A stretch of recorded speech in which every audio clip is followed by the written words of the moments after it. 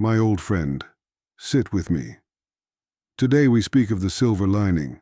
Life is not gentle. It bruises the body and burdens the mind. Loss comes, failure comes, betrayal comes. And many people, when the clouds gather, decide the sky will never clear. They surrender. They quit. They allow darkness to define them. But the silver lining is rebellion against despair. It is not pretending pain does not exist. It is choosing to search for the good hidden within the bad. It is understanding that the storm is real, but not permanent. Scripture tells us in Romans 8:28, all things work together for good to them that love God. It does not say all things are good. It says they work together for good. There is a difference. Joseph was betrayed, sold, imprisoned. Yet he later said, "You meant evil against me, but God meant it for good." The evil happened, the suffering was real, but it did not win. The silver lining is not denial, it is perspective. Modern science confirms something powerful. Constant negativity harms the body. Chronic stress floods the system with cortisol. Over time, this weakens the immune system, damages the heart, raises blood pressure, disrupts sleep, and even affects memory and mood regulation.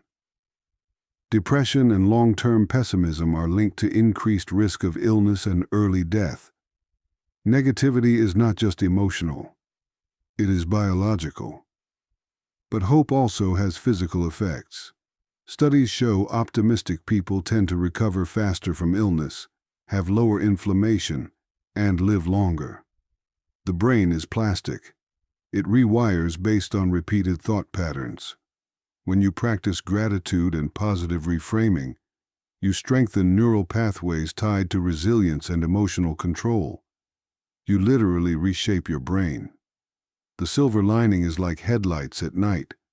They do not reveal the entire road. They show only a small distance ahead.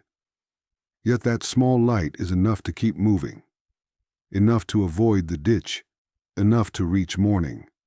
When a man loses his job, he can drown in shame or learn a new skill. When a relationship ends, he can harden his heart or grow in wisdom. When failure strikes, he can declare himself finished or treat it as training. The silver lining does not remove pain. It transforms it into purpose.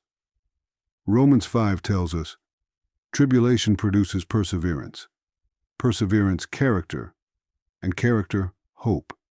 Hardship builds endurance, endurance shapes who you are, and character births hope. That is the hidden gift. There are tragedies so deep that words feel small.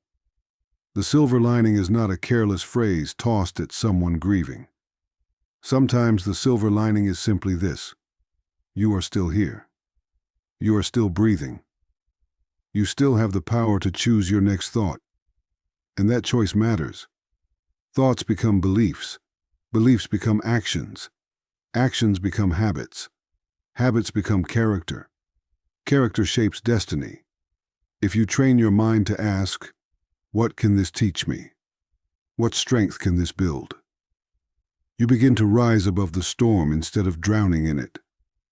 Darkness is loud. It demands attention. But light is persistent.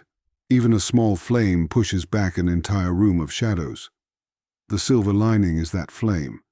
It whispers, "This hurts, but it is not the end. This is hard, but I am not finished.